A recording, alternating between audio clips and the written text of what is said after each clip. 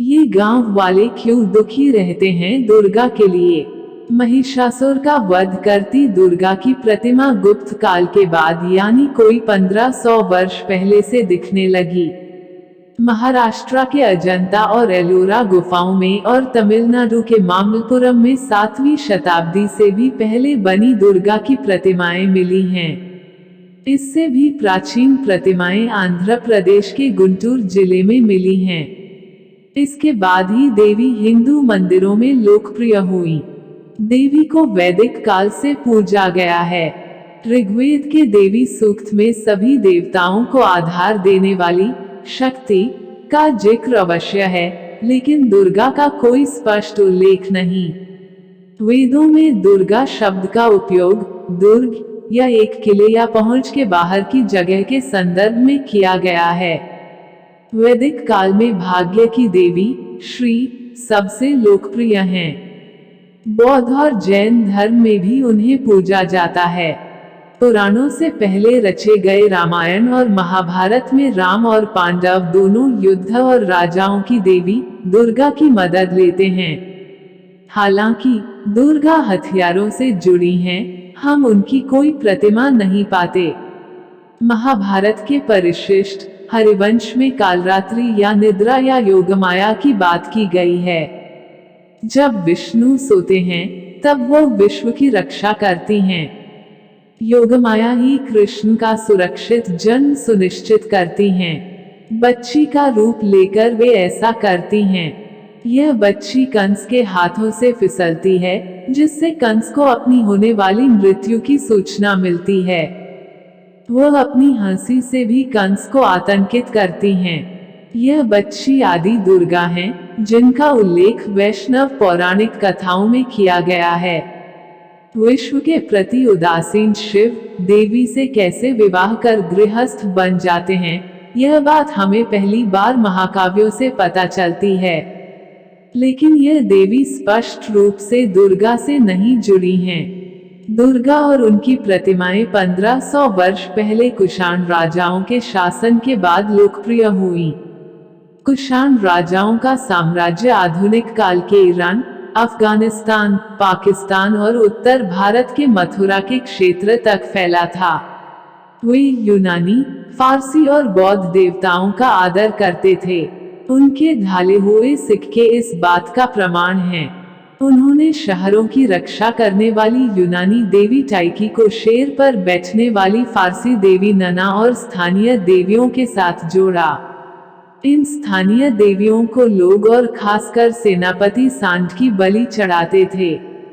उन्होंने स्थानीय राजाओं और कबीलों की ग्रामदेवी को राजाओं और किलों के संरक्षकों की संरक्षक देवी में बदल दिया। इस तरह दुर्गा का महत्व बढ़ने लगा। वह शेर पर बैठी दिखाई जाने लगी, जो राजसिंहासन का प्रतीक था।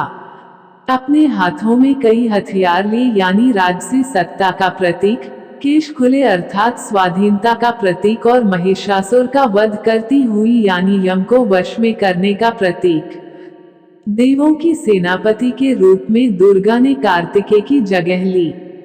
कार्तिकेय की माताएं मातृकाएं दुर्गा की सेना बनी। 600 ईसा पश्चात के देवी महात्म्य में दुर्गा को हर एक देवता की शक्ति के मिलन से निर्माण किए जाने की कहानी बताई गई है। उन्हें शांत गौरी का भयानक सैनिक संपूरक माना गया, शिव की पत्नी और कई मिथकों में विष्णु की बहन। इस तरह दुर्गा हिंदू पौराणिक कथाओं का अविभाज्य भाग बन गईं। दुर्गा की पूजा दूसरे देवताओं की पूजा से अलग ढंग से की जाती है। सभी हिंदू पूजाओं के प्रारंभ में उनका आह्वान होता है, जिसमें भक्त देवता को अतिथि के रूप में अपने घर में आमंत्रित करता है। फिर पूजा में वह उन्हें नहलाता है और उनका श्रृंगार कर उन्हें फूल, भोजन, धूप और दिए अर्पण करता है। अंत में वह विसर्जन करता है। लेकिन नवरात्र में असम, ओडिशा और बंगाल में इस अनुष्ठान को थोड़ा बदला जाता है। वहाँ ऐसा मानते हैं कि दुर्गा अपने पिता के घर छुट्टियां मनाने आई हैं। गांव के जमींदार को उनका पिता माना जाता है। यह जमींदार दुर्गा के पिता और पर्वतों के राजा हिमवन की जगह लेते हैं।